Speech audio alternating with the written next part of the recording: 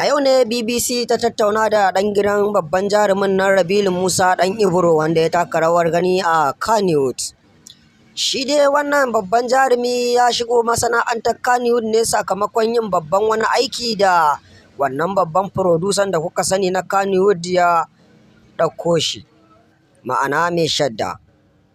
A lokacin da wannan jarumi babansa mahaifinsa Rabilu Musa ɗan Ibro ya rasu, Kannywood ta bibiye shi akan ko yana son sana'ar babansa, amma ya nuna wa Kannywood shi fa baya son wannan sana'a ta fim.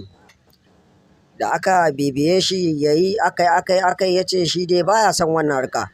To amma yanzu me ya jawo shi har ya kwaɗaita ya shigo wannan harka, aka fara fafatawa da shi ta fim. Ku biyo mu a wannan tasha tamu don ku ji. Amma kafin nan ku danna mana subscribers a wannan YouTube channel namu, sannan ku danna mana ƙararrawar sanarwa don jin sababbin ayyukanmu da zarar mun ɗora.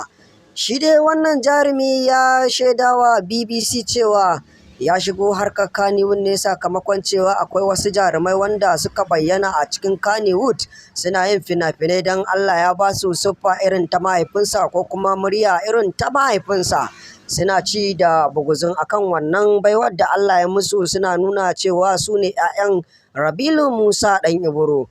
Kaman wannan jarumin wanda kuka fi sani da Horo ɗan mama, za ku ji yana murya irin ta Rabilu Musa ɗan Ibro. To duniya, wani lokacin duniya an ta ji muryar sama ba tare da an kalli fim ba, sai a ce ai Rabilu Musa ɗan Ibro ne. Sannan akwai wani jarumi shi ma wanda ya fito a wannan masana'antar, wanda ya fito a fina-finai da dama kuma yana muku comedy, za ku ga siffarsu iri ɗaya da ta Rabilu Musa ɗan Ibro. Shi ma duniya ta karkata a kansa, ana ta cewa shi ne ɗan gidan Alhaji Rabilu Musa ɗan Ibro.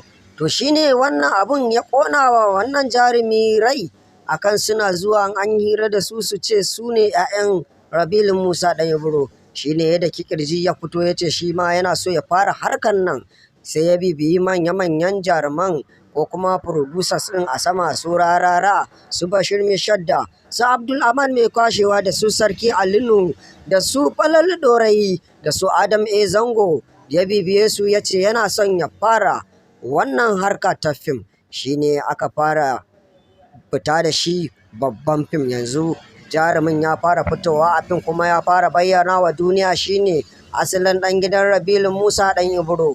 Don haka ku danna subscribers, za mu kawo muku kaɗan daga cikin ayyukan da ya ɗanyi da kuma hotunansa a wannan YouTube channel mai suna